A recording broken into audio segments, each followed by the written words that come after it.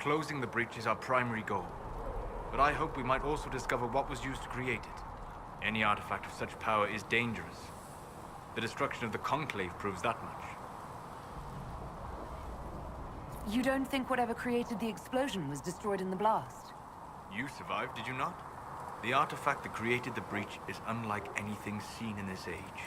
I will not believe it destroyed until I see the shattered fragments with my own eyes. We would do well to try to recover whatever created the breach. Liliana's people have scoured the area near the blast and found nothing. Whatever the artifact was, it is no longer there. In any case, did you need me for anything? I'd like to know more about you, Solus. Why? You're an apostate, yet you risked your freedom to help the Inquisition. Not the wisest course of action when framed that way. I appreciate the work you're doing, Solus. I just wanted to know more about you. I'm sorry. With so much fear in the air. What would you know of me?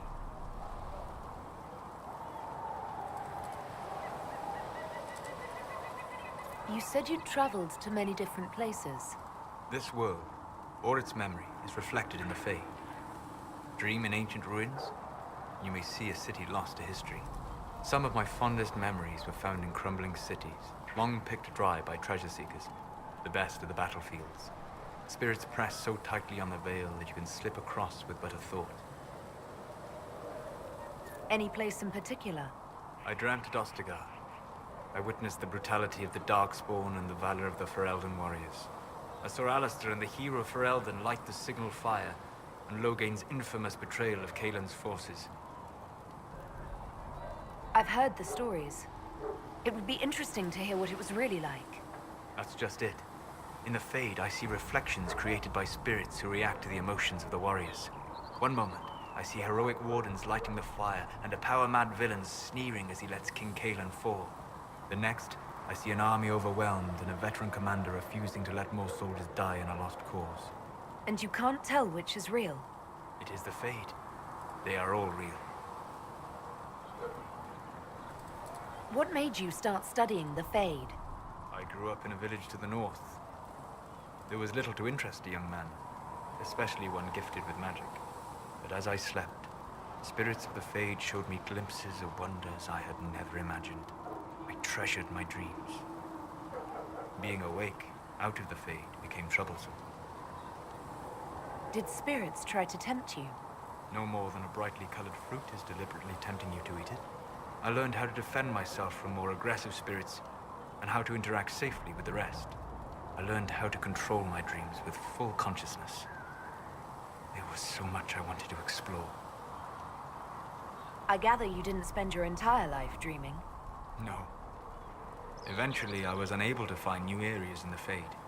Why? 2 reasons. First, the Fade reflects the world around it.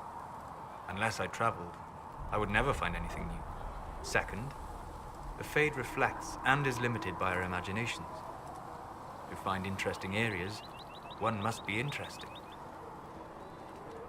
Is this why you joined the Inquisition?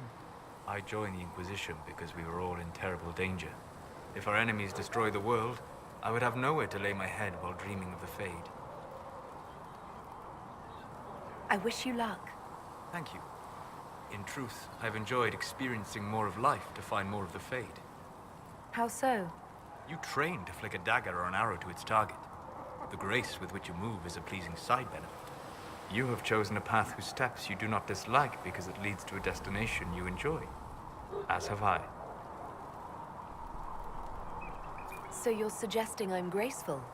No. I am declaring it. It was not a subject for debate.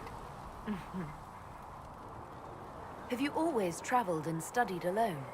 Not at all. I have built many lasting friendships. Spirits of wisdom, possessed of ancient knowledge, happy to share what they had seen. Spirits of purpose helped me search.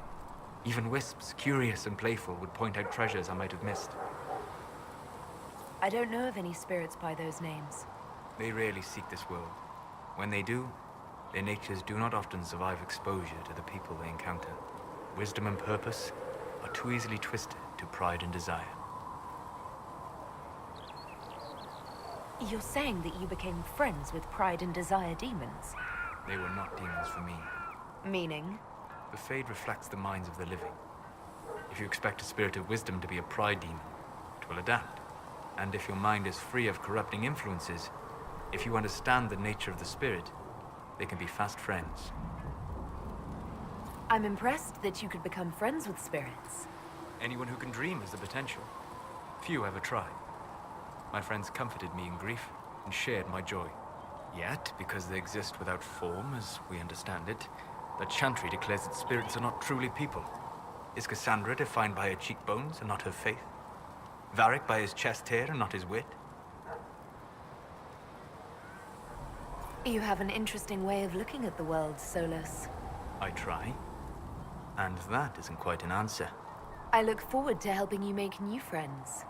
That should be... well... That isn't quite an answer either. We'll talk later. Goodbye.